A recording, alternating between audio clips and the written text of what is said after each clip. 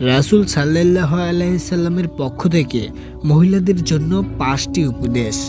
1 নম্বর, রাসূল সাল্লাল্লাহু আলাইহি সাল্লাম বলেছেন, যে নারী তার স্বামীর আনুগত্য করে সে জান্নাতে যাবে। 2 নম্বর, যখন কোনো নারী তার স্বামীর আনুগত্য করে, 5 ওয়াক্ত নামাজ আদায় করে, রমজানে রোজা রাখে এবং তার সম্মান ও সতীত্বের হেফাজত করে, তখন তাকে বলা হবে সে জান্নাতের যে দরজা দিয়ে ইচ্ছা প্রবেশ করতে পারে। 3 নম্বর, যদি আমি কাউকে অন্য কারোর জন্য সেজদা করার নির্দেশ দিতাম, তবে আমি মহিলাদেরকে তাদের স্বামীদের সেজদা করার নির্দেশ দিতাম। 4 নম্বর, নারী পর্দার জিনিস। যখন সে বাইরে বের হয় তখন শয়তান তাকে ফিতনার কারণ বানানোর জন্য প্ররোচিত করে।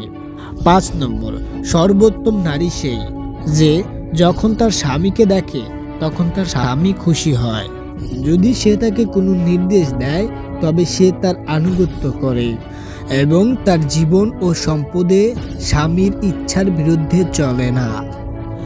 এমন আরও ভিডিও দেখতে আমাদের এই চ্যানেলটি সাবস্ক্রাইব করে আমাদের পাশেই থাকুন। সম্পূর্ণ ভিডিওটি দেখার জন্য আপনাকে অসংখ্য ধন্যবাদ।